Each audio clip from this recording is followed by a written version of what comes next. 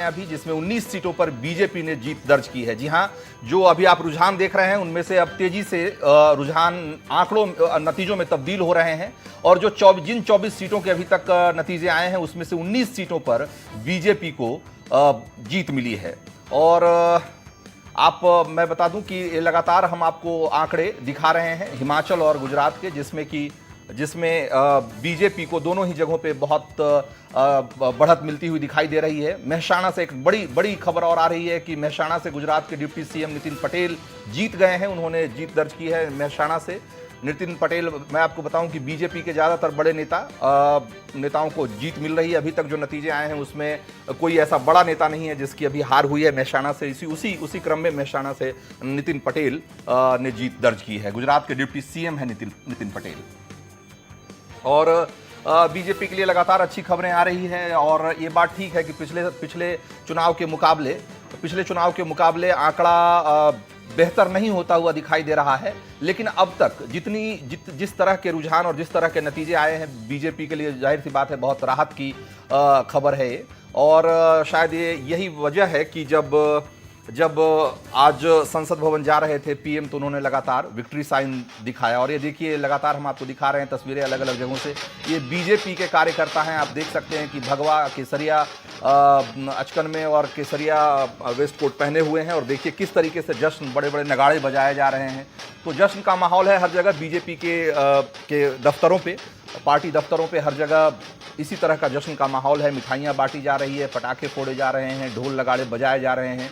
जाहिर सी बात है कि बीजेपी के लिए एक अच्छा मौका है, बीजेपी के लिए एक बड़ी जीत का मौका है, क्योंकि गुजरात में जहां वो अपनी कुर्सी बचाने में कामयाब रहे हैं, वहीं हिमाचल में उन्होंने बड़ी शिकस्त दी है कांग्रेस को। और इस तरीके से अगर देखा जाए तो ये जो एक तरीके से प्रतिष्ठा की लड़ाई थी मोदी और राहुल गांधी के लिए, उस लड़ाई में बीजेपी ने बड़ी जीत हासिल की है, क्योंकि उन्होंने न सिर्फ अपनी गुजरात में अपनी जीत को कायम रखा है बल्कि हिमाचल में भी कांग्रेस को एक बड़ी शिकस्त दी है। हम आपको बता दें अभी कि बीजेपी को 45 सीटें मिल रही है, हिमाचल में मिलती हुई दिखाई दे रही है, जबकि कांग्रेस के खाते में सिर्फ 20 सीटें जा रही है। यानी कि आप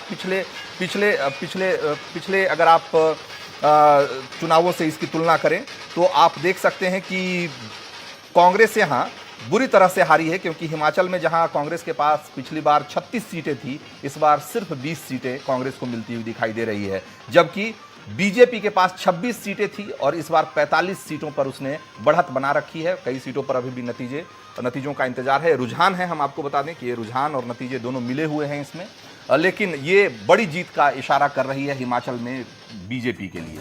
कांग्रेस के लिए जाहिर सी बात है ये बड़ी हार है। और एक और बड़ी खबर आ रही है कि जीतू बघानी, जो भावनगर पश्चिम से लड़ रहे थे, बीजेपी के प्रदेश अध्यक्ष हैं, उन्होंने भी जीत दर्ज की है और उन्होंने भी चुनाव जीत लिया है विधानसभा का। और ये एक बड़ी खबर एक बार फिर से आ रही है। जितने ज़्यादातर बड़े नेता जो बीजेपी के हैं उन्होंने बड़ी जीत दर्ज की है गुजरात में। और ये बीजेपी के लिए एक और अच्छी खबर है, एक तरीके का एक साइकोलॉजिकल विन भी है। कई बार ये भी होता है कि हम चुनाव तो जीत जाते हैं, सीटें तो आ जाती है, लेकिन कई बार बड़े नेताओं की हार होती है जिसको एक्सप्लेन करना, खास करके टीवी पे एक्सप्लेन करना उनके प्रवक्ताओं के लिए थोड़ा मुश्किल होता है। लेकिन बीजेपी के लिए अच्छी खबर यह है कि बीजेपी के प्रदेश अध्यक्ष जीतू बघानी भी चुनाव जीत गए हैं भावनगर पश्चिम से। और ये तो आपको हम लगातार नेशनल वॉइस आपको बता रहा है कि किस तरीके से गुजरात और हिमाचल में पल पल की जानकारी, पल पल की खबरें हम आपको बता रहे हैं, लगातार अपडेट आपको कर रहे हैं नतीजों से, रुझानों से। और अब जो गुजरात से एक आप देखें कि जो आंकड़े आ रहे हैं उसमें एक बड़ी तब्दीली हुई है कि बीजेपी को अब 110 सीटें मिलती हुई दिखाई दे रही है, जबकि कांग्रेस का आंकड़ा घट के अब सिर्फ 70 का रह गया है। बाकी अदर्स के खाते में सिर्फ 2 सीटें जा रही है। 110 सीटें अगर 115 के आसपास बीजेपी पहुंच जाती है तो एक तरीके से कहेंगे कि उसने पिछला प्रदर्शन दोहरा दिया है और बीजेपी के लिए एक तरीके से ये इस जीत के मायने और बड़ी हो जाएगी। और 110 सीटें जीतने का मतलब ये है कि आप कमोबेश वहां तक पहुंच गए हैं, उस थ्रेशोल्ड तक पहुंच गए जहां पर जाकर आप ये नहीं कह सकते हैं कि आपके लिए किसी भी तरह का सदमा या कोई झटका है। एक तरीके से अपने पुराने प्रदर्शन को दोहरा देना बीजेपी के लिए एक बड़ी जीत मानी जाएगी, क्योंकि जिस तरह के हालात थे, जिस तरह की परिस्थितियां थी और विपक्ष ने, खास करके कांग्रेस ने वहां के 3 जो युवा नेता हैं उनके साथ मिलकर जिस तरह की घेरेबंदी की थी, मोर्चाबंदी की थी, उसके बावजूद अगर अपने पुराने प्रदर्शन को दोहराने में कामयाब रहती है बीजेपी, तो यह माना जाएगा कि बीजेपी के लिए एक बड़ी जीत है। हालांकि कांग्रेस इसको अलग तरीके से एक्सप्लेन और इंटरप्रेट करने की कोशिश करेगी इस आंकड़े को, लेकिन ये भी एक बड़ी बात होगी कि अगर बीजेपी 115 के आसपास इस आंकड़े को लेकर जाए तो। हालांकि अभी हम आपको बता दें कि इसमें जो 110 का जो आंकड़ा हम आपको दिखा रहे हैं, इसमें नतीजे और रुझान दोनों शामिल हैं। कुल 182 सीटों में से सबके नतीजे नहीं, लेकिन सबके रुझान अब आ चुके हैं और बीजेपी को 110 सीटें, जबकि कांग्रेस के खाते में 70 सीटें जाती हुई दिखाई दे रही है, 2 सीटें अन्य के खाते में। तो बीजेपी के लिए एक खबर जो एक तरीके से काउंटिंग की शुरुआत के साथ ही अच्छी थी, थोड़ी और अच्छी होती जा रही है, क्योंकि वो जो आंकड़े हैं वो और बेहतर होते जा रहे हैं बीजेपी के लिए। तो बीजेपी के लिए एक अच्छी खबर है। और हमारे साथ हमारे सारे मेहमान बने हुए हैं। प्रताप चंद्रा राजनीतिक विश्लेषक के तौर पे हैं हमारे साथ, वरिष्ठ पत्रकार हमारे साथ उत्कर्ष सिन्हा हैं, बीजेपी से हमारे साथ गोस्वामी जी हैं, और संजय सिंह कांग्रेस से हमारे साथ बने हुए हैं। संजय सिंह, जो बीजेपी कांग्रेस के लिए जो शुरुआती उम्मीद दिख रही थी, ये कम से कम कहने सुनने में भी ये थोड़ा सा अच्छा लग रहा था कि चलो हमने पिछले बार के मुकाबले बेहतर प्रदर्शन किया है और हमने कड़ी टक्कर दी है बीजेपी को। मुझे लगता है कि अब शायद अगर ये आंकड़े जिस तरीके से बदल रहे हैं, हो सकता है कि थोड़ी देर बाद आप ये कहने में लायक भी न रहें कि हमने कड़ी टक्कर दी है। देखिए, आंकड़ों पे कड़ी टक्कर का निर्धारण नहीं किया जा सकता है।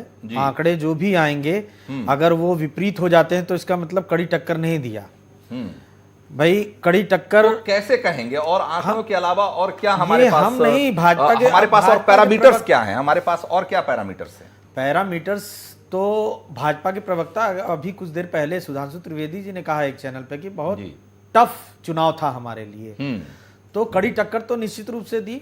प्रधानमंत्री जी का प्रदेश है और प्रधानमंत्री जी ये मान तो बीजेपी के सारे लोग, सारे बड़े नेता, अभी आनंदीबेन पटेल को हमने सुना थोड़ी देर पहले, उन्होंने भी कहा कि ये बड़ी चुनौती थी। तो चुनौती तो सब लोग मान रहे हैं, लेकिन जब नतीजे आ रहे हैं तो ऐसा लग रहा है कि चुनौती शायद उतनी बड़ी नहीं थी जितना हम सोच रहे थे। देखिए, नतीजे तो जीत और हार पे तय होते हैं जी। नतीजे एक सीट से भी अगर जीते तो जीत होती है, हार होती है। लेकिन अगर आप समीक्षा करेंगे, संजय जी आपको 1 मिनट के लिए रोकूंगा। मुख्तार अब्बास नकवी, बीजेपी के बड़े नेता, क्या बोल रहे हैं चुनाव के नतीजों पर? पार्टी ने पैदा किया, लोगों में विकास और विश्वास का माहौल घर घर था, और जिसका नतीजा हुआ है कि 22 सालों से हम सरकार में थे। तमाम तरह के देश के और खुद गुजरात के प्रोग्रेस पर पलीता लगाने का पॉलिटिकल पाखंड भी किया गया, लेकिन गुजरात के लोगों ने इस बात पर विश्वास दिखाया, इस बात पे यकीन दिखाया कि वो विकास के साथ हैं और विकास के प्रति उनका विश्वास है। और यही नहीं, अगर आप देखें तो इस दौरान प्रधानमंत्री श्री नरेंद्र मोदी जी के नेतृत्व में जो सरकार केंद्र में है, उसने कई बड़े रिफॉर्म किए, चाहे वो इकोनॉमिक रिफॉर्म रहे हो, चाहे वो एडमिनिस्ट्रेटिव रिफॉर्म रहे हो, चाहे वो और भी महत्वपूर्ण रिफॉर्म हो। हर रिफॉर्म जो है वो कहीं ना कहीं जब रिफॉर्म होता है, चाहे वो डिमोनेटाइजेशन हुआ हो, चाहे जीएसटी हुआ हो, तो कहीं ना कहीं लोगों को दिक्कत होती है। लेकिन लोगों ने प्रधानमंत्री के और भारतीय जनता पार्टी की नीयत पर विश्वास किया और इस बात का विश्वास किया कि जो भी रिफॉर्म हो रहे हैं वो लोगों की बेहतरी के लिए हो रहे हैं। और इसीलिए हम मानते हैं कि जो रिजल्ट आया है वो महत्वपूर्ण है। और हमारा प्रधानमंत्री जी मोदी जी का तो एक ही कहना है कि हमें फल लगे पेड़ में, इसके लिए मेहनत करनी चाहिए, पूरा संघर्ष करना चाहिए, पूरी ताकत लगानी चाहिए, और जब पेड़ में फल आ जाए तो हमें झुक करके बात करनी चाहिए। इसलिए अब पेड़ में फल आया है तो हम झुक करके बात करना। हमारे साथ केंद्रीय मंत्री मुख्तार। तो संजय सिंह, अभी विकास की बात कर रहे थे। विकास को लेकर इस चुनाव में बहुत सारी बातें हुई, बहुत मजेदार रोचक बातें भी हुई, उस पर भी बात करेंगे हम। लेकिन एक बार फिर आपको बता दें कि अब आंकड़ा 111 का हो गया और आपके खाते में जितनी सीटें जाती हुई दिखाई दे रही थी उसमें से एक और घट गया। अब सिर्फ 69 सीटें आपके खाते में जा रही हैं। अब आप जो अपनी बात कर रहे थे नए आंकड़ों के परिप्रेक्ष्य में, उसमें बरक्स रखिए जरा उसको। देखिए, मैंने वही बात कही कि जीत और हार, जीत होती है, हार होती है, और जीत के कई बाप हो जाते हैं। ठीक है, तो आज वो मुख्तार अब्बास नकवी को भी मैं सुन रहा था कि वो उनको बोलने का प्रधानमंत्री जी के काम, प्रधानमंत्री जी के काम आज जीत के नतीजे आने के बाद तो बता रहे हैं। चुनाव में हम लोग पूछते रह गए, राहुल गांधी जी पूछते रह गए, 10 प्रश्न किए, वो काम नहीं बता पाए। कौन सा रिफॉर्म किया था, कहाँ किस क्षेत्र में हो रहा है, तो वो बता नहीं पाए। अब रही बात कि हम हारे क्यों हैं, हम इसकी समीक्षा करेंगे। मुझे लगता है जीत के अन्य कारण है। उसमें एक ये है, मुझे लगता है कि हो सकता है प्रधानमंत्री के प्रति लोगों की सिंपैथी जगी हो। प्रधानमंत्री का जो उन्होंने गौरव, नहीं, प्रधानमंत्री के प्रति सिंपैथी जगी हो ये बात ठीक है, हम मान भी लें, लेकिन हम क्या ये भी मान लें कि राहुल गांधी के प्रति उम्मीद नहीं जगी लोगों में? एक बार इस सवाल का जवाब लेंगे। देखिए, शिवराज सिंह चौहान इस सवाल का जवाब लेंगे कि राहुल गांधी के प्रति उम्मीद जगी कि नहीं। शिवराज सिंह चौहान, वो माननीय नरेंद्र मोदी जी के नेतृत्व में वो सपना साकार होगा, तेजी से साकार होगा। वो वैश्विक नेता है, वो भारत की करोड़ों करोड़ जनता के हृदय के हार हैं, दिलों में राज करते हैं, भारत के मुकुटमणि है। गुजरात की शानदार विजय और हिमाचल को कांग्रेस से छीना, ये उनके चमत्कारी नेतृत्व में जनता के विश्वास का परिणाम है। नरेंद्र भाई का हम सब अभिनंदन करते हैं। जी, तो संजय सिंह, वही सवाल कि ठीक है, आपने कहा कि प्रधानमंत्री को सिंपैथी वोट मिला होगा। हम सवाल ये कर रहे हैं, वो ज्यादा मौजूद है और आपको इस सवाल का जवाब देना चाहिए कि क्या कांग्रेस के प्रति उम्मीद नहीं जगा पाए राहुल गांधी, या अपने प्रति कोई उम्मीद नहीं जगा पाए राहुल गांधी? देखिए, अभी जो हमारे पत्रकार बंधु हैं और समीक्षक हैं, उन लोगों ने बताया कि 22 सालों में 2 पीढ़ी वहां पे चुनाव लड़ रही थी। 22 सालों में जो एंटी इनकम्पेंसी थी वो राहुल गांधी ने तैयार की, खड़ी की, जिसमें नौजवान खड़ा हुआ और अलग अलग समुदाय के नौजवान खड़े हुए। मगर जो मुझे लगता है कि जो वहाँ बुजुर्ग लोग थे अलग अलग समुदाय के, हो सकता है वो कांग्रेस के साथ अभी आने में हिचक रहे हैं। हाँ, क्यों हिचक रहे हैं, ये बड़ा सवाल है। हमारे साथ उत्कर्ष सिन्हा बने हुए हैं। उत्कर्ष जी, क्या आपको लगता है जिस तरीके से राहुल गांधी ने मतलब लड़ते हुए दिखाई दिए, तो लगा कि नहीं राहुल गांधी और कांग्रेस बड़ी टक्कर देगी? फिर उनके साथ 3 नौजवान नेता भी थे जो एक तरीके से आंदोलन की उपज थे, सामाजिक आंदोलन, राजनीतिक आंदोलन की उपज थे। तो ऐसे में लगा कि जब गुजरात, हम जानते हैं कि गुजरात आंदोलनों की धरती रही है और कई बार बड़े आंदोलनों की शुरुआत हुई और वहां से बदलाव की बयार बही और पूरे देश में बदलाव हमने देखा है, कई ऐसे मौके आए हैं। इस बार जो आंदोलन उठा, वो आंदोलन मतलब गुजरात में ही कोई बदलाव नहीं कर पाए। देखिए, यहाँ पे एक चीज पे बहुत ध्यान रखना पड़ेगा कि हाँ। एक जो उभार दिखाई दिया, और वो दिखाई दे रहा था, वो हर जगह दिखाई दे रहा था, चाहे वो हार्दिक पटेल की रैलियों में दिखाई दे रहा हो, चाहे राहुल गांधी के मीटिंगों में दिखाई दे रहा हो। लेकिन एक जगह जो इनसे बड़ी चूक हुई है वो है इलेक्शन मैनेजमेंट में। और ये बात बहुत ध्यान रखनी पड़ेगी। जो लोग भी मोदी का विरोध कर रहे हैं, सोशल मीडिया पे आप विरोध कर लीजिए, टेलीविजन पे विरोध कर लीजिए, सब कुछ है, लेकिन जब चुनाव के रण में आप जाते हैं तो बूथ मैनेजमेंट बहुत मजबूत होना चाहिए। कांग्रेस के साथ लगातार ये कमजोरी दिखाई दे रही है और अमित शाह इस चीज के मास्टर हैं। गुजरात के भीतर भी जो मैं ये नतीजे देख रहा हूं, उसमें जो एक सबसे बड़ा फैक्टर है वो बीजेपी का वो इलेक्शन मैनेजमेंट, जिसने शायद इस गुस्से को या जो भी कह लें कि एक आंदोलन दिख रहा था, उसको वोट में तब्दील होने से काफी हद तक रोक दिया। तो इसका मतलब ये कि आप ऊपर चाहे जितनी भी हवा बना लें, लेकिन जब तक आप पोलिंग बूथ पर कंसंट्रेट नहीं करेंगे, चुनावी राजनीति में आप बहुत सफल नहीं हो सकते। नंबर एक बड़ी खबर आ रही है, एक बड़ी खबर आ रही है, मैं आपको रोकना चाहूंगा उत्कर्ष जी। एक बड़ी खबर है, प्रेम कुमार चुनाव हार गए अपनी सीट से, सुजानपुर से चुनाव हार गए हैं प्रेम कुमार धूमल।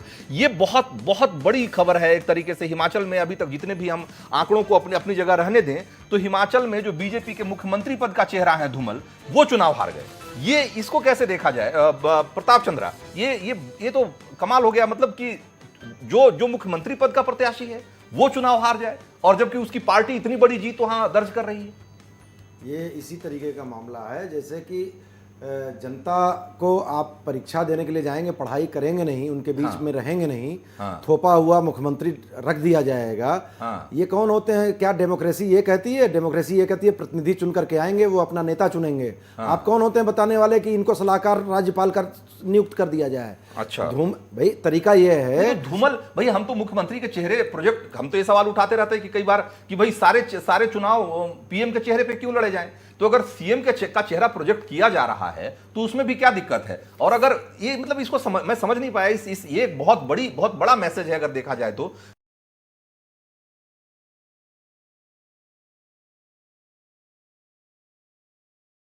कि धूमल का चुनाव हार जाना वैसे इलेक्शन में रखा हुआ है। उनके बेटे इस वक्त सांसद भी हैं, अनुराग ठाकुर। लेकिन व्यक्तिगत रूप से हिमाचल प्रदेश में प्रेम कुमार धूमल की इमेज बहुत साफ नहीं मानी गई है कभी भी। और वही नतीजा है कि आप देखिए कि पूरे प्रदेश में जब, और यहाँ पे एक फर्क दिखाई दे रहा है कि चुनाव नरेंद्र मोदी के विजन, नरेंद्र मोदी की पर्सनालिटी के नाम पे लड़ा गया और इसीलिए प्रेम कुमार धूमल अपनी कंस्टिट्यूएंसी हार गए। ये एक बड़ा फर्क। वीके गोस्वामी, आपके मुख्यमंत्री पद के जो उम्मीदवार हैं, जो चेहरा है जिसको आगे करके आपने चुनाव लड़ा, वो चुनाव हार गए हैं हिमाचल में। आपकी पार्टी ने भले बड़ी जीत दर्ज करती हुई दिखाई दे रही है वहां, लेकिन आपके मुख्यमंत्री पद के उम्मीदवार चुनाव हार गए हैं। कैसे इस हार को कैसे देखेंगे, कैसे एक्सप्लेन करेंगे आप? देखिए रंजीत जी, ये तो मुख्यमंत्री के चेहरे के रूप में घोषित हुए, उस विधानसभा की क्या स्थितियां रही, क्या हर विधानसभा की अलग अलग स्थिति होती है। वो मुख्यमंत्री घोषित हुए, उनके नेतृत्व में चुनाव हुआ। हिमाचल में देखिए भारी बहुमत से बीजेपी आ रही है, उसमें आप लोग का भी आशीर्वाद है, जनता का सहयोग है। लेकिन मतलब आपने गलत चेहरे का चुनाव किया क्या? नहीं, मतलब जनता ने अपने तरीके से एक मैसेज देने की कोशिश की कि ठीक है आपकी पार्टी और मोदी जी को हम तो वोट दे देंगे, लेकिन आपने जिसको चेहरा बनाया है वो आदमी हमें मंजूर नहीं है। धूमल तो इतना बड़ा चेहरा है कि वहाँ कई बार मुख्यमंत्री रहे, बहुत ही पॉपुलर मुख्यमंत्री रहे। वो सारी बातें ठीक, भारतीय जनता पार्टी ने उनको मुख्यमंत्री पद के लिए फिर से घोषित किया। अब वो उस विधानसभा में जहाँ से हारे हो तो समीक्षा होगी कि इस स्थितियों में हार गए, किन लोगों ने विरोध किया। अब तो ये माना जाए कि अब धूमल अब सीएम नहीं बनेंगे नहीं, तो ये हम नहीं बोल सकते, ये इतनी बड़ी हमारी हैसियत पार्टी में नहीं है। क्योंकि डेमोक्रेसी में यही तय था ना कि हारा हुआ प्रत्याशी नहीं थोपा जाएगा मुख्यमंत्री के रूप में। अब ये तो सेंट्रल पार्लियामेंट्री बोर्ड के लोग बना हुआ है, हारा हुआ तो इनके यहाँ कुछ भी संभव है। Central parliamentary board, central parliamentary board का चुनाव है या जनता का चुनाव है भैया? लेकिन इसको एक मैसेज के तौर पे जनता की तरफ से एक मैसेज के तौर पे तो बीजेपी को जरूर लेना समझ लेना चाहिए। किनारे बता दिया सदन में नहीं जाओगे तो मुख्यमंत्री के रूप में क्यों रहोगे? मोदी मैजिक पे हो रही है, वहां पे इन चीजों का कोई बहुत मतलब नहीं है। केंद्रीय नेतृत्व ही लेगा ना, उस पे हम लोग कुछ नहीं बोल। और दूसरा ये कि एंटी इनकम्बेंसी जिस तरह से आई, जो तस्वीरें हम आपको दिखा रहे हैं, राहुल गांधी अब अपने घर से निकल रहे हैं, वो ये तस्वीरें आपको दिल्ली की हम दिखा रहे हैं, लाइव तस्वीरें हैं बिल्कुल। और आप देख सकते हैं कि राहुल गांधी अपने घर से निकले हैं। कहाँ जा रहे हैं इस बारे में भी पक्के तौर पे नहीं पता, लेकिन राहुल गांधी अपने घर से निकले हैं, शायद कांग्रेस दफ्तर जाएं। और जहां भी जाएंगे हमारी नज़र लगातार बनी हुई है और हम आपको अपडेट करते रहेंगे कि आज राहुल गांधी और बाकी बड़े नेता कांग्रेस और बीजेपी के कहां क्या कह रहे हैं। हम लगातार आपको दिखा रहे हैं नेशनल वॉइस पे। एक बार फिर से धूमल के सवाल पे, क्या अब एक मोरल रिस्पॉन्सिबिलिटी क्या है, या मोरल एक नैतिक जवाबदेही क्या बनती है पार्टी की, कि एक ऐसा आदमी जिसको कि आपने सीएम का कैंडिडेट घोषित किया, जिसको चेहरा प्रोजेक्ट किया, जनता ने उसको कह दिया कि भाई आप इस लायक नहीं हो, जनता कि आप विधायक बनने लायक भी नहीं हो, क्या अब भी आप उसको मुख्यमंत्री बनाएंगे क्या? संक्षेप में प्रताप चंद्रा सर, ये जनता के द्वारा चलाया जाने वाला डेमोक्रेसी है, तो जनता ने कह दिया आप सदन नहीं जाएंगे, तो फिर सदन में जनता से ऊपर कोई है जो कह देगा कि तुम भैया जाओ और मुख्यमंत्री बनो? ये कैसा पार्लियामेंट्री डेमोक्रेसी? केंद्रीय नेतृत्व तय करेगा। ठीक है भाई, तय कर देगा। पार्टी अध्यक्ष तय करना है क्या? प्रदेश का मुख्यमंत्री तय करना है।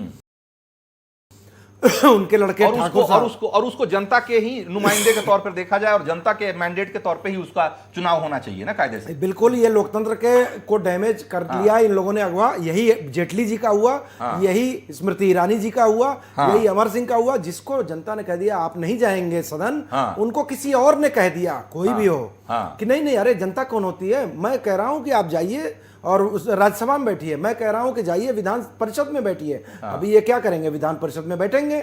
अगर मुख्यमंत्री थोपे जाएंगे तो क्या यही नैतिक है? क्या यही पैरामीटर है? हिमाचल में गुंजाइश नहीं है। हिमाचल में गुंजाइश नहीं है। हिमाचल में गुंजाइश नहीं है। तो लेकिन क्या पार्टी दोबारा उनको चुनाव लड़वाएगी? फिर क्या ऑप्शन बचता है? या तो पार्टी किनारा छोड़ेगा, फिर उनकी जगह पे ये उपचुनाव लड़ेंगे। चलिए ठीक है। अभी एक बहुत योगी लाइव है हमारे साथ। अभी आप क्या कह रहे हैं चुनाव के नतीजों?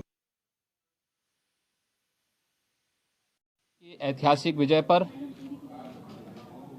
मैं उत्तर प्रदेश की जनता की ओर से आदरणीय प्रधानमंत्री श्री नरेंद्र मोदी जी और भारतीय जनता पार्टी के राष्ट्रीय अध्यक्ष आदरणीय अमित शाह जी का अभिनंदन करता हूं। गुजरात और हिमाचल प्रदेश की जीत ने एक बार पुनः साबित कर दिया है कि मोदी जी का नेतृत्व यशस्वी है। देश को आर्थिक सुधार के क्षेत्र में जो क्रांतिकारी कदम आदरणीय प्रधानमंत्री जी ने उठाए हैं, भारत को दुनिया की सबसे बड़ी आर्थिक महाशक्ति के रूप में स्थापित करने के माननीय प्रधानमंत्री जी के जो कदम रहे हैं, उन्हें देश ने स्वीकार किया है। उनका नेतृत्व पूरे देश को दुनिया की आर्थिक महाशक्ति के रूप में स्थापित करने के लिए एक बहुत ही महत्वपूर्ण और ऐतिहासिक कदम है। गुजरात की जीत पर जो लोग प्रश्न लगाने का प्रयास कर रहे थे, मुझे लगता है कि वे सभी एक बार पुनः आदरणीय प्रधानमंत्री जी के यशस्वी नेतृत्व को स्वीकार करेंगे। गुजरात की इस जीत के अनेक मायने हैं। खास तौर पर कांग्रेस और विपक्ष के उन मित्रों के लिए जो गुजरात के विकास पर प्रश्न खड़ा कर रहे थे। जिस गुजरात के विकास को पूरे देश ने और पूरी दुनिया ने एक मॉडल के रूप में स्वीकार किया है, उस गुजरात के विकास पर प्रश्न खड़ा करना और राजनीति में सामान्य शिष्टाचार को भुला करके अशिष्ट भाषा का प्रयोग, मुझे लगता है कि यह कांग्रेस और उन विपक्षी मित्रों के लिए भी एक सबक होगा। गुजरात में भारतीय जनता पार्टी की 5वीं बार लगातार विजय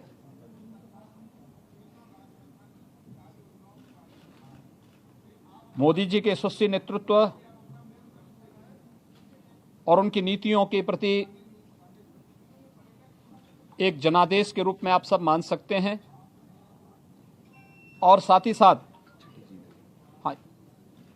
साथ इस बारे में भी हम सब मान सकते हैं कि कांग्रेस हिमाचल प्रदेश के अपने इस दुर्ग को बुरी तरह हारी है। कांग्रेस ने विकास और राष्ट्रवाद को भुला करके जिस तरह की राजनीति करने का प्रयास किया, जातिवाद की राजनीति, समाज को बांटने वाली इस राजनीति, जनता ने इसे एक सिरे से खारिज किया है। गुजरात की जीत का श्रेय देश के यशस्वी प्रधानमंत्री श्री नरेंद्र मोदी जी की नीतियों, उनके मूल्यों, उनके आदर्शों और उनके नेतृत्व को दिया जा सकता है। भारतीय जनता पार्टी के राष्ट्रीय अध्यक्ष श्री अमित शाह जी के चुनावी रणनीतिक कौशल, तो ये आपने सुना योगी जी, जैसा कि होता है हमेशा नेता को क्रेडिट दिया जाता है और देना भी चाहिए, और उन्होंने प्रधानमंत्री मोदी को इसका सारा क्रेडिट दिया। उनके यशस्वी नेतृत्व को उन्होंने कहा कि इसकी ये जीत जो है उनके यशस्वी नेतृत्व की जीत है। योगी ने खुद भी गुजरात चुनाव में काफ़ी जोर लगाया था और उन्होंने भी करीब 2 दर्जन सभाएं की थी। योगी को एक तरीके से हमने देखा कि हाल के दिनों में उत्तर प्रदेश से बाहर भी एक स्टार प्रचारक के तौर पे बीजेपी प्रोजेक्ट करती रही है, और एक ऐसे प्रचारक के रूप में जो शायद हिंदू और हिंदुत्व के आधार पे एक वोट की लामबंदी कर सके, उसको इस तरीके से हम इसको देख सकते हैं। क्या इस चुनाव में मोदी के अलावा अगर कुछ दूसरे फैक्टर्स काम कर रहे थे, खास करके जैसा कि कहा गया कि चुनाव आखिरी दिनों में एक तरीके से हिंदुत्व और इस तरह के जो कम्युनल एजेंडे हैं उस पर चुनाव लड़ा जाने लगा और सारे जो मुद्दे थे उस तरफ शिफ्ट हो गए, ऐसे में योगी की भूमिका को कैसे देखेंगे आप, प्रताप चंद्रा? जी, कम्युनल तो नहीं शिफ्ट हो कर पाए और ना उनके लिए शायद बुलाया गया था। एक्चुअली योगी जी को जो मैं समझ पा रहा हूँ इसलिए बुलाया गया था क्योंकि एक उनकी छवि साफ सुथरी है और थोड़ा सा हिंदुत्व के प्रति सॉफ्ट रहते हैं, इसलिए उनको बुलाया गया था। हिंदू मुस्लिम का तो ये नहीं कर पाए थे गुजरात में, आखिरी के दिनों में इंडिया पाकिस्तान थोड़ा सा किए और बाकी जो कुछ बचा था वो कांग्रेस के प्रवक्ता जो श्रीमान जी थे नीच कह करके उन्होंने काम पूरा कर दिया था। उन्होंने अपने नंबर लिखवा लिए बीजेपी में। इसमें दो फैक्टर काम किया था। नहीं तो इसमें जो ये भी कहा गया, कांग्रेस ने कहा, बीजेपी ने कहा कि भाई गुजरात में यूपी बिहार के लोगों की भी आबादी बहुत ज्यादा है और सूरत, अहमदाबाद, बड़ोदरा ऐसी जगहों पे उनकी ठीक ठाक आबादी है, तो इनकी अपील होगी और इसका फायदा हमें मिलेगा। तो हालांकि हमने देखा था कि इनकी सभाओं में बहुत ज्यादा भीड़ नहीं दिखाई दे रही थी, वो असर वहां स्वीकारता नहीं हुई। गुजरात एक अलग टेम्परामेंट का राज्य है, अच्छा, वहां स्वीकारता नहीं हुई और यही कारण है कि जो आप रिजल्ट देख रहे हैं, अल्पेश, जिग्नेश और हार्दिक के आंदोलन 3 हुए और तीनों आंदोलन का असर क्यों नहीं दिखा? क्योंकि ये कांग्रेस आज जो उनको सोल्यूशन लेकर के आई थी उस समय कहां थी जब आंदोलन होता है। ये लोगों ने सोचना शुरू किया कि आज ये केवल मेरा वोट बैंक लेने आई है, तब नहीं दिखाई दिए हार्दिक के बगल में कांग्रेस, तब अल्पेश और जिग्नेश के बगल में कांग्रेस क्यों नहीं दिखी थी? अगर उसको मुद्दे से प्यार था। ये लोगों ने समझ लिया कि ये केवल भुना रहे हैं और ये बच्चे बहक गए हैं। बच्चों को तो चाहिए, वो बच्चा ही समझते हैं, गुजरात के बड़े लोग तो उनको बच्चा ही समझते हैं। उनके नेतृत्व में आंदोलन तो वो करना चाहते हैं पर खुद बिकना नहीं चाहते हैं और ना ही खुद वोट बैंक बन करके उनके खाते में जाना चाहते हैं। ये इसका नुकसान हुआ, इसका फायदा बीजेपी को मिला। देखिए इसमें एक चीज और देखनी चाहिए कि बीजेपी को इस बात, जैसे ही कांग्रेस ने अलायंस बनाया था इन तीनों लड़कों के साथ, बीजेपी को एक चीज समझ में आ रही थी और सबको दिख रहा था कि गुजरात का जो एक फैब्रिक पिछले 20 साल से बना हुआ था, वोटिंग पैटर्न, एक वो डिवीजन था बहुत क्लियर हिंदुत्व की लाइन पे, वो कहीं ब्रेक न हो जाए, वो खतरा था। मतलब योगी की एंट्री समीकरण में न फंस जाए। योगी की एंट्री इस स्ट्रेटजी का एक बड़ा पार्ट थी। वो एक फेज था जो भले ही उनकी सभाओं में भीड़ ना दिख रही हो, कुछ ना दिख रही हो, लेकिन योगी कभी सॉफ्ट हिंदुत्व के लाइन पे चलने वाले नेता नहीं रहे। वो हमेशा एक हार्डकोर हिंदुत्व वाली लाइन लेके चलते हैं। तो वो कवर एक मिलता रहा, अच्छा, जिससे वो फैब्रिकेशन बिल्कुल बिखरा नहीं। वो योगी का एक क्रेडिट है। दूसरी बात, असर पड़ा है। अच्छा। देखिए जिग्नेश मेवानी अपना इलेक्शन जीत गया। सौराष्ट्र के इलाके को आप देखिए, जहां पे पटेलों का प्रभुत्व वाला इलाका है, वहां पर कांग्रेस ने बेहतर किया है। और जो सबसे बड़ी बात है इसमें कि योगी की जो रैलियां या जो सभाएं हुई हैं, अर्बन कंस्टिट्यूएंसीज उसमें ज्यादा कवर हुई हैं, सूरत से लेके अहमदाबाद तक। और वो बीजेपी माइग्रेंट भी है, लेबर भी है और अर्बन है। और गुजरात एक ऐसा प्रदेश है जहां पर कि रूरल इलाके से ज्यादा सीटें अर्बन इलाके में है। और हम मैप जब देख रहे हैं, अर्बन आबादी है 43%, और जब हम नक्शा देख रहे हैं तो हम देख रहे हैं कि अर्बन इलाकों में, शहरी इलाकों में बीजेपी ज्यादा सफल रही है और ग्रामीण इलाकों, आदिवासी इलाकों और मछुआरों के इलाकों में कांग्रेस ज्यादा सफल रही है। तो ये भी हमें देखना चाहिए। ठीक है। एक और बड़ा मुद्दा है जो शुरुआत में उठा, हमने देखा था विकास को लेकर के। आप देख रहे होंगे कि जितने भी नेता आ रहे हैं वो सब बार बार यही कह रहे हैं कि असल में हमारे विकास के एजेंडे की जीत है। और जिस तरीके से पिछले 20 सालों में बीजेपी ने और वहाँ की सरकारों ने, नरेंद्र भाई मोदी ने जिस तरीके का विकास का मॉडल पेश किया, एक तरीके से उसको फिर से स्वीकार किया है वहाँ गुजरात की जनता ने। तो ये विकास जबकि शुरुआत हुई तो ऐसा आपने देखा होगा कि थोड़ा हल्के फुल्के अंदाज में ही, लेकिन शुरुआत हुई कि विकास पगला गया है, आपने देखा होगा। तो ये क्या है, ये जो विकास पागल होने वाला जो जुमला चल रहा था, वो भी लोगों ने उसको नकार दिया एक तरीके से देखा जाए तो। संजय जी, ये ट्वीट आप राहुल गांधी ने किया था और उससे एक सवाल उठा था कि भाई कई लोगों ने उसमें बहुत सारे उसके निहितार्थ निकालने शुरू कर दिए कि अनएम्प्लॉयमेंट यहाँ ज़्यादा है, वहाँ लोग बेरोजगार हैं, इसलिए इस तरह की बातें हो रही है और इस विकास का जो ग्राउंड जो रियलिटी है वो अलग है और युवाओं को और बहुत सारे लोगों को इसका फायदा नहीं मिला है, निचले तबके के लोगों को, इसलिए ये विकास आधा अधूरा है, झूठा है और उस आधार पर आपने कहा विकास पगला गया है। वो जुमला चला नहीं यहाँ।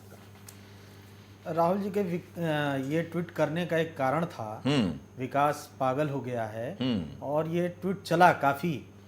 क्योंकि राहुल जी ने तमाम सवाल जो खड़े किए रोजगार को लेके। एक सेकंड लेंगे, एक सेकंड आपको रोकेंगे। स्मृति ईरानी बोल रही हैं, जरा उनको सुनने पहले। की भी जीत है मैम, कहीं ना कहीं जो है कांग्रेस ने भी एक टफ फाइट दिया है गुजरात के अंदर बीजेपी को। मुझे ऐसा लगता है कि जो जीता वही सिकंदर। तो आज उन लोगों को विशेष रूप से जीत समर्पित है जो बूथ पर हमारा कार्यकर्ता डटकर लड़ा है। आज उन लोगों की विजय है जिन्होंने वर्षों अपने आप को संगठन को समर्पित किया है। आज उन लोगों की जीत है जिन लोगों ने गुड गवर्नेंस, बूथ पर हमारा कार्यकर्ता डटकर लड़ा है। आज उन लोगों की विजय है जिन्होंने वर्षों अपने आप को, नागरिक की भी जीत है जिसने विकास में अपना विश्वास व्यक्त। आज उन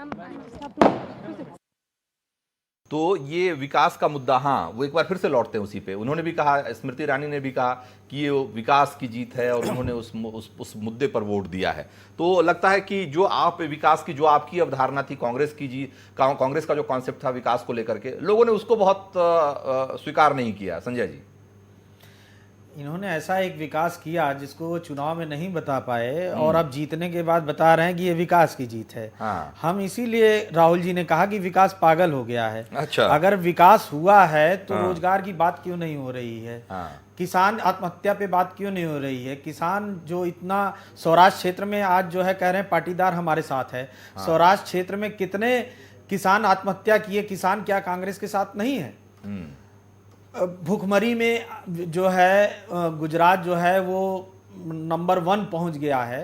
तमाम ऐसे आम आदमी का जो विकास होना चाहिए वो विकास नहीं हुआ। और उस विकास की जब हम बात करते हैं, कांग्रेस बात करती है, राहुल गांधी प्रश्न खड़ा करते हैं, हाँ। तो माननीय मोदी जी उस विकास की बात नहीं करते हैं। तो हमें लगता है कि विकास, राहुल जी को लगा कि विकास ऐसी दिशा में जा रहा है कि जो पागल हो गया है वो गरीब किसान मजदूर के लिए नहीं है, वो चंद अमीरों के लिए है और चंद शहरों के लिए है, ग्रामीण क्षेत्रों के लिए नहीं है। लेकिन अगर ऐसा होता तो शायद बीजेपी को इतनी बड़ी जीत नहीं मिलती। संजय जी, अगर वाकई जो आप कह रहे हैं, अगर लोगों ने इसको इसी तरीके से स्वीकार किया होता, इसको इसी तरीके से ट्रांसलेट किया होता, या तो आप अपनी बात उन तक पहुंचाने में नाकाम रहे, या आप शायद वहां की जो ग्राउंड रियलिटी है या जो विकास को लेकर जो भी दावे किए जा रहे हैं उसको समझने और समझाने में आपने कोई बड़ी भूल की है। ठीक है, हमारे साथ वीके गोस्वामी हैं बीजेपी के।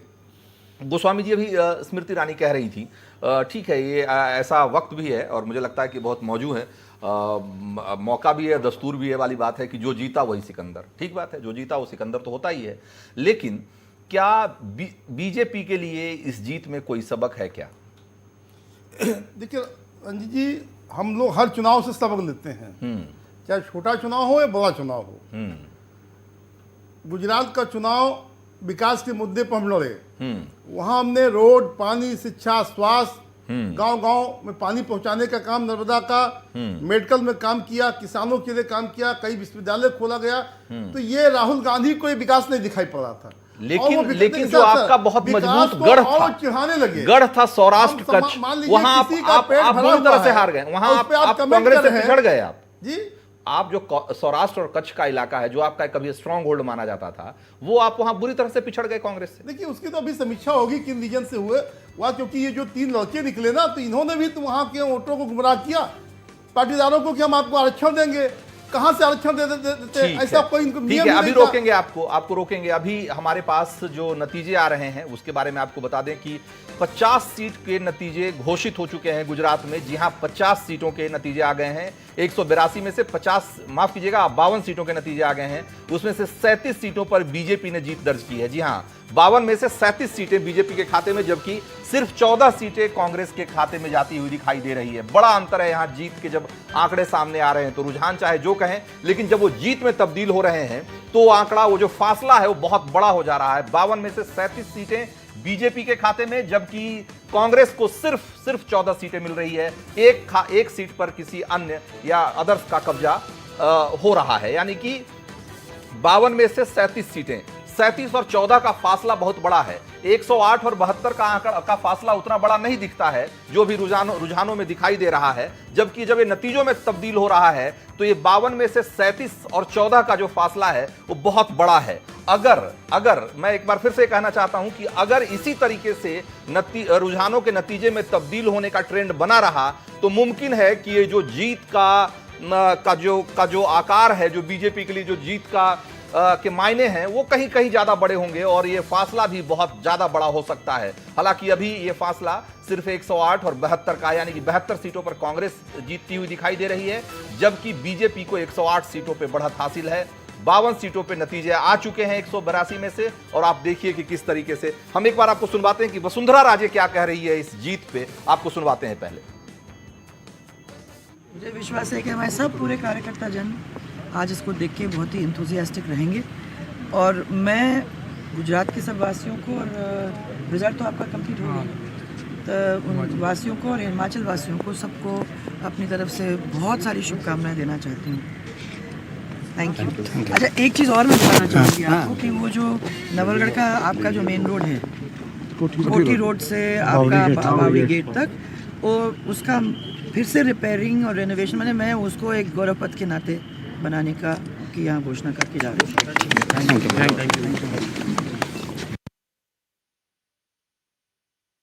वक्त भी है, लेकिन ये अलग बात है कि आने वाले चुनावों में बीजेपी के लिए, खास करके वसुंधरा राजे सिंधिया के लिए राजस्थान में चुनौतियां बहुत बड़ी होने वाली है। जैसा कि पॉलिटिकल पंडित मान रहे हैं कि शायद बीजेपी के लिए राजस्थान की लड़ाई जो अगले 2018 में जो विधानसभा चुनाव हैं उसमें जो सबसे मुश्किल मुकाबले हैं बीजेपी के लिए, उसमें से राजस्थान एक होगा।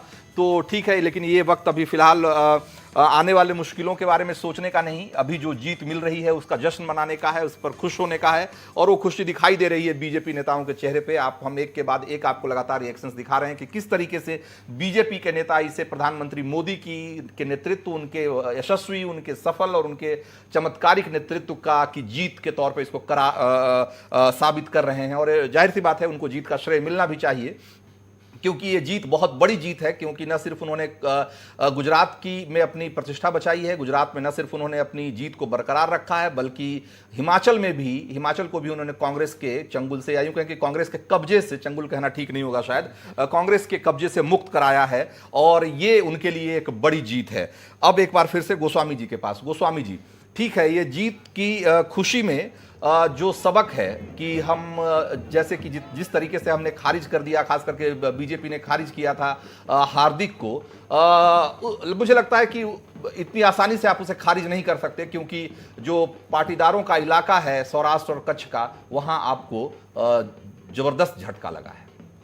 रंजीत, मैं बता रहा था कि ये जो तीन नेता निकल के आए, इन्होंने टोटल जातवाद की राजनीति की, राहुल गांधी ने जाकर तुष्टीकरण की राजनीति की। तो कुछ एरिया में इन लोगों ने पाटीदारों को गुमराह करने की कोशिश किया, जो कि पाटीदार 7% बीजेपी का वोट होता था। किसी भी सूरत पे उनको आरक्षण देने का ऐसा कोई नियमता नहीं पार्टी दे सकती, सरकार दे सकती थी।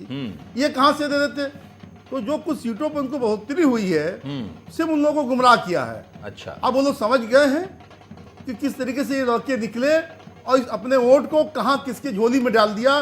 जिनका नेता का कोई वो गुजरात में आके राहुल गांधी सिर्फ नकारात्मक प्रचार किया वहां पे, वहां नहीं, उनके प्रचार में बहुत सकारात्मकता भी दिखी। नहीं, आप मैं इस बात से शायद सहमत नहीं होऊंगा, और मुझे लगता है कि हमारे बहुत सारे जो सहयोगी हैं वो भी सहमत नहीं होंगे इस बात से कि उनके प्रचार में बहुत नकारात्मकता थी। ठीक है, उन्होंने सवाल जरूर उठाए, जो जाहिर सी बात है एक विपक्ष का काम है सवाल उठाना, लेकिन उन्होंने फिर भी लेकिन बीजेपी के मुकाबले उन्होंने कम नकारात्मकता फैलाई। विकास के मॉडल पर पूरे देश में चुनाव लड़े हैं, उसके बाद उस मुद्दे को आप, ठीक है, उस पर भी बात करेंगे, हम उस पर बात करेंगे कि इस चुनाव में विकास पागल है। अगर विकास पागल है तो जो रुझान आ रहा है, रिजल्ट आ रहा है, ये बतावे कि कौन पागल है, विकास पागल है या राहुल गांधी पागल थे? गोस्वामी जी, अच्छा ठीक है, बहुत सीधी बात है कि आप इस बात को दूसरे तरीके से देखिए कि आखिर शहरी इलाकों का विकास तो बोलता है आपके पक्ष में, ग्रामीण इलाकों का विकास क्यों नहीं बोलता है आपके पक्ष में? राहुल गांधी ने मणिशंकर अय्यर को पार्टी से निकाल दिया इसी बात के लिए, लेकिन हमारे बगल में भाजपा के भाई बैठे हैं, इन्होंने राहुल गांधी को 2 मिनट में पागल कह दिया। उन्होंने विकास को अब मुझे पागल नहीं किया। उम्मीद है कि नहीं, भाजपा का कोई बड़ा नेता नहीं, लेकिन- इस पर कार्रवाई लेकिन- करेगा। नहीं, विकास को पागल एक बात बता ठीक दिया। है। अब वहां की जनता ने बता दिया कि कौन पागल है। लेकिन- विकास लेकिन पागल है या पागल कहने और वाला राहुल पागल है? गांधी लेकिन- पागल में बहुत अंतर होता लेकिन है। वीके गोस्वामी, विकास एक ऑब्जेक्ट है ना, वो तो विकास तो एक ऐसी चीज है जिसको कि जो कोई व्यक्ति से तो आप जोड़ नहीं सकते उसको, लेकिन किसी व्यक्ति के बारे में पागल कहना मुझे लगता है, और खास करके इतने बड़े नेता के बारे में, ये शोभनीय नहीं है। आपको इसके बारे में नहीं, सोचना चाहिए। उन्होंने अरे ठीक पूरे है, विकास को चैलेंज कर दिया। हाँ। नहीं, विकास ही तो पागल ठीक है, अगर फिर विकास भी आप इस पर कायम है तो आप कायम रहिए। विकास अगर आप इस अपशब्द पर कायम है तो आप रहिए। ये लोग किसी गोस्वामी भी जी, नेता के बारे में विकास कुछ पर भी बोल पेटेंट- सकते हैं। विकास पे और पेटेंट कांग्रेस आपने अगर थोड़ी बोल करा दे तो लिया इनको है। बड़ी दिक्कत हो जाती है, प्रधानमंत्री जी को दिक्कत हो जाती है। हाँ। और भाजपा का कोई नेता प्रवक्ता अगर कुछ बोलता है तो हाँ। भाजपा में हमने कभी उम्मीद नहीं की है कि भाजपा का कोई बड़ा नेता, प्रधानमंत्री, राष्ट्रीय अध्यक्ष भाजपा के उस नेता पे कार्रवाई करेगा और या भाजपा का वो नेता माफी हमारे मांगेगा। यहाँ कोई नेता मैं इस उम्मीद तरह की करता बात हूं कि नहीं भाजपा करता के है। नेता इस चैनल पे कि माफी प्रधानमंत्री मांगेंगे। पर टिप्पणी करे। मणिशंकर अय्यर ने आपके स्वयं भी मुख्यमंत्री माफी मांगी ने, थी रेणुका और जी उन पर ने, कार्रवाई भी हुई, विजय सिंह ने लेकिन क्या हमारे क्या भाजपा के प्रधानमंत्री नेता को माफी कहा? नहीं मांगेंगे। ठीक है, क्या नहीं ये प्रधानमंत्री एक को बड़ी कहा? एक ये इस गुजरात चुनाव में की भी जनता इस देखी बार है। इस बार जो है उसी ना, का हमने नतीजा कई बार गुजरात की देखा, जनता ने ये आपको बार दिया बार है। ऐसा होता रहा इस चुनाव में बार बार ऐसा होता रहा कि जब लोगों ने न सिर्फ मंच से मर्यादा खोई सियासत की, बल्कि उन्होंने कई बार तो ऐसा लगा कि जैसे कि सारी हदें पार कर दी, उन्होंने सारी सीमाएं तोड़ दी मर्यादा की। ये बार बार हुआ है और ये एक तरीके से अगर देखा जाए तो भारतीय लोकतंत्र के लिए कोई अच्छी बात नहीं है, कोई अच्छा संकेत नहीं है। प्रताप चंद्रा,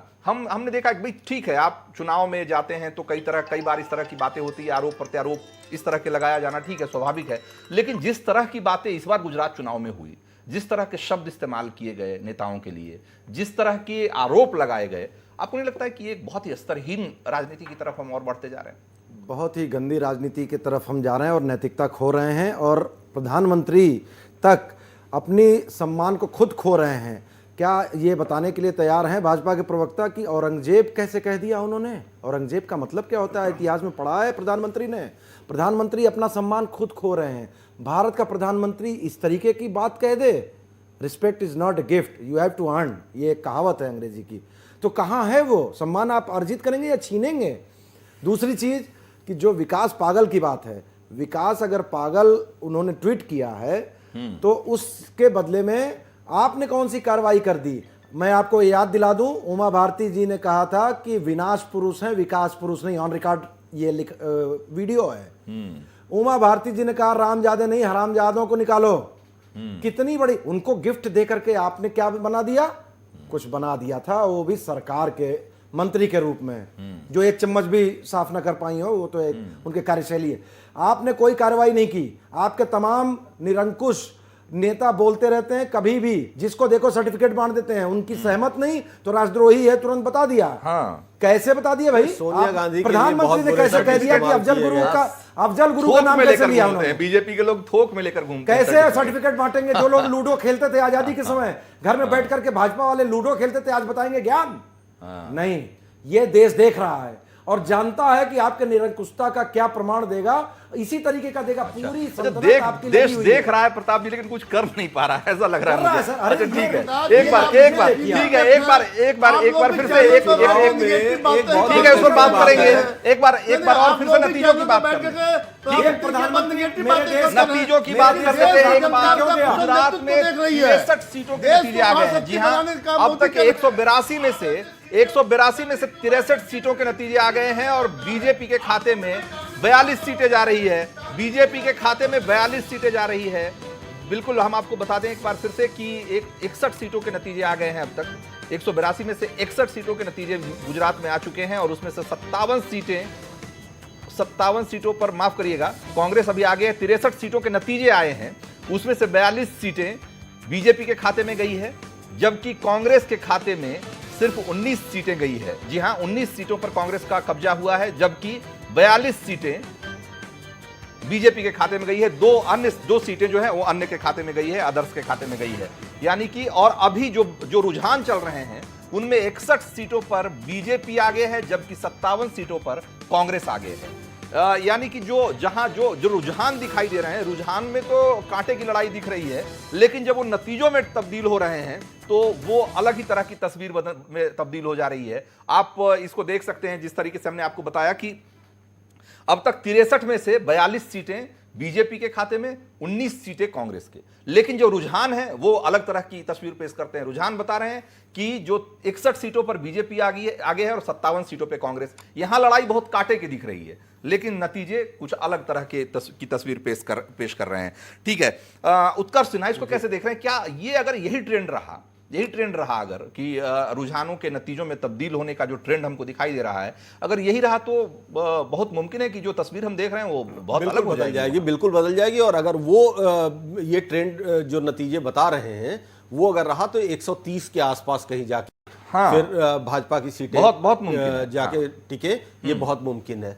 देखिए, बात यहाँ पे इस पूरे चुनाव के बीच में जो हम एक मिनट, राहुल गांधी की लाइव तस्वीरें हम आपको दिखा रहे हैं। राहुल गांधी की लाइव तस्वीरें हम आपको दिखा रहे हैं। अभी थोड़ी देर पहले हमने आपको दिखाया था कि किस तरीके से वो अपने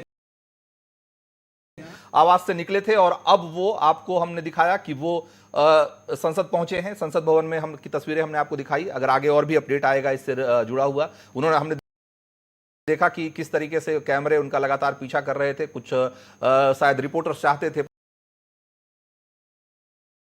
पत्रकार चाहते थे कि कुछ बोले इस बारे में, लेकिन उन्होंने इस बारे में कोई भी बयान नहीं दिया, कुछ भी नहीं कहा। जैसा कि हमने पहले देखा था कि जब प्रधानमंत्री मोदी संसद भवन पहुंचे थे तो उन्होंने विक्ट्री साइन दिखाया था, और वो एक तरीके से उन्होंने अपनी जीत का एक तरीके से इजहार किया और उसका परचम फहराया। लेकिन राहुल गांधी ने कुछ भी कहने से एक तरीके से इनकार कर दिया। आप देखिए, ये जो जैसे उनका काफिला वहां पहुंचा है संसद भवन, वहां पर पत्रकारों की बड़ी भीड़ मौजूद थी, और वो जाहिर सी बात है सबके जुबान पर कुछ सवाल होंगे, लेकिन उन सारे सवालों को दरकिनार करते हुए राहुल गांधी संसद भवन के भीतर दाखिल हो गए। उन्होंने कोई जवाब नहीं दिया। मुमकिन है कि आने वाले कुछ घंटों में राहुल गांधी कुछ इस जो नतीजे आ रहे हैं गुजरात और हिमाचल के, उसके बारे में कुछ कहना चाहें, लेकिन फिलहाल उन्होंने कुछ भी कहने से मना किया। हाँ, वो मुस्कान जो राहुल गांधी के चेहरे पे हमेशा रहती है, वो मुस्कान अभी भी बरकरार है। और हम कांग्रेस के लिए शायद बड़ी की अगर कोई चीज है, मुस्कुराने वाली चीज है, तो ये कि भाई उनके नेता मुस्कुरा रहे हैं, तो उन्हें भी बहुत हताश निराश नहीं है। उनके नेता के चेहरे पर जो भाव है, मुझे लगता है कि ज्यादातर कांग्रेसियों के चेहरे पर भाव नहीं होगा। माफ करिएगा मुझे, मैं संजय जी को बहुत देर से देख रहा हूं। संजय जी, अभी राहुल गांधी को मुस्कुराते हुए देख के थोड़ी इनके चेहरे पर भी मुस्कान आई है, नहीं तो बहुत देर से बहुत गमगीन बैठे हुए थे। राजनीति में हार जीत होता है। आप लोग आज मंथन कीजिए, अभी नेतृत्व पे ही प्रश्न चिन्ह है राहुल गांधी के। हाँ, अभी देश की जनता उनको खुद नहीं स्वीकार कर रही है। जहां उनका पैर पड़ रहा है वहां से कांग्रेस मुक्त होती चली जा रही है। शशि थरूर को सुन लेते हैं। मुझे लगता है कि आप अपनी देखिए, पिछले असेंबली में कितनी सीट है हमारे, और अब कितने में लीडिंग है, गिननी दीजिए। जब पूरी गिनती हो जाएगी बात करेंगे।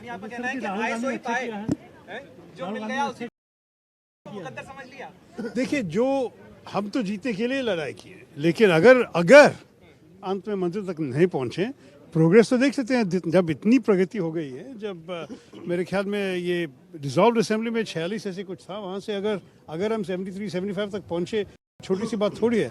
और फिर भी गिनती अभी भी चल रही है, जल्दी आप कीजिए नंबर्स। नरेंद्र मोदी का जो जादू वो घटने लगा है। मैं दूसरों के बारे में ज्यादा नहीं बोलना चाहता हूँ। हम खुश नहीं, हम असंतुष्ट है कि हमारे प्रधानमंत्री जो 10 साल इस देश में प्रधानमंत्री के रूप में काम किया, कि उनका अपमान हो गया इस इलेक्शन में। हम ज्यादा नहीं बोलना चाहते हैं। उस विषय को ये लोग पहले रिजॉल्व करें, उसके बाद करेंगे।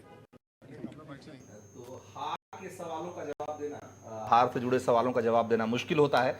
इसीलिए शायद ये है कि शशि थरूर ने कहा कि इंतजार कर लीजिए। शायद वो मुश्किल सवाल जो हारने के बाद आपको जिनका सामना करना पड़ता है, उससे कम से कम आप बच जाते हैं। तो ठीक, हम इंतजार कर रहे हैं, हम तो कहीं जाने वाले नहीं हैं, हम तो सवाल करते रहेंगे। ये जो इसके पहले लेकिन जो जिन सवालों पे चर्चा हो रही थी, एक बार फिर से उनकी तरफ लौटते हैं हम। ये कि अभी हमने कहा कि भाई विकास सारे लोगों से बात हो गई। जीएसटी एक बड़ा इशू था। ऐसा लग रहा था कि जीएसटी एक गेम चेंजर होगा। जीएसटी को लेकर के हमने देखा था जिस तरीके से सूरत और की रैलियां जो थी और अहमदाबाद में जिस तरह के प्रदर्शन हुए और बाकी गुजरात के दूसरे शहरों में जिस तरह के प्रदर्शन हुए थे, उसको देख के ऐसा लगता था कि जीएसटी को लेकर बहुत गुस्सा है गुजरात के लोगों में, बल्कि सारे कारोबारी लोगों में इस बात को लेकर गुस्सा है। और ये जो गुस्सा है, ये जो नाराजगी है, वो कहीं ना कहीं